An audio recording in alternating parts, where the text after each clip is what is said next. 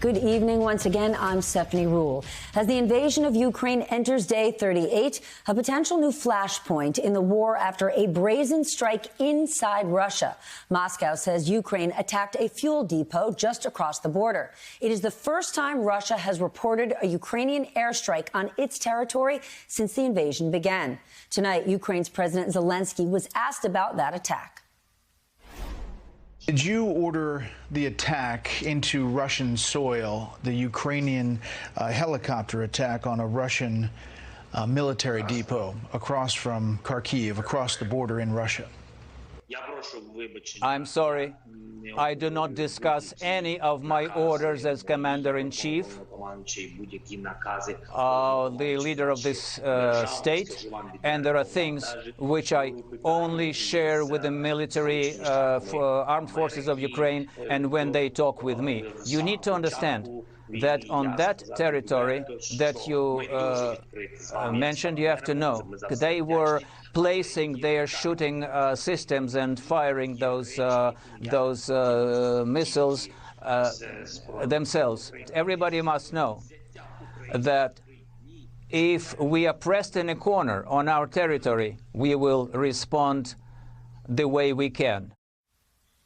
NBC's Richard Engel is in Ukraine with more on that strike.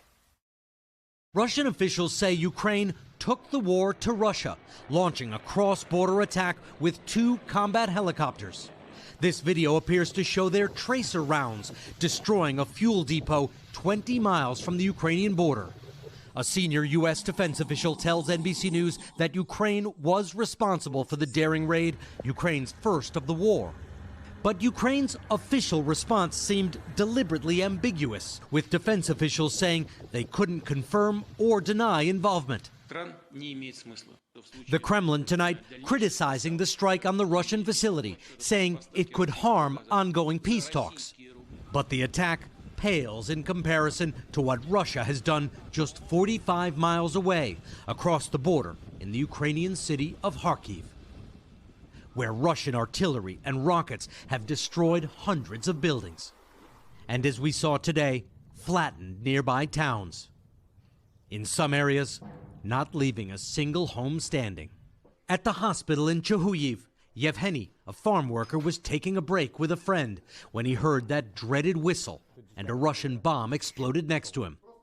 His friend was killed. Down the hall, Elena, 20 years old, who works the register at a supermarket, was shot when Russian troops opened fire on a bus full of civilian passengers. She says 8 people were killed and that the Russians went through their pockets and bags and stole their money. But today it was Ukraine that sent a message to Russia that it too can reach across the border. Also tonight, the Pentagon says that the airport outside Kyiv has now been abandoned by Russian forces, as you can see in this new satellite image on your screen.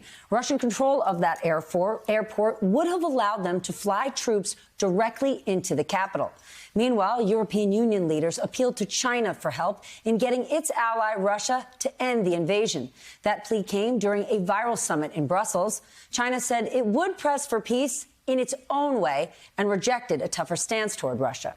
And as the fighting intensifies, the fear Russia could use chemical weapons has now pushed the U.S. to sign off on Ukraine's request for protective equipment.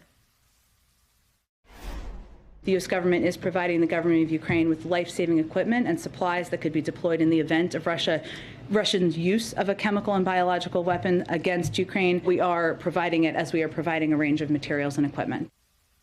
The Pentagon has also announced more military aid to Ukraine. $300 million in equipment will soon be on the way. The New York Times reporting the U.S. will work with allies to transfer Soviet-made tanks to support Ukrainian forces in the country's eastern Donbas region. The Times says the tanks are being sent in response to a request that came directly from President Zelensky.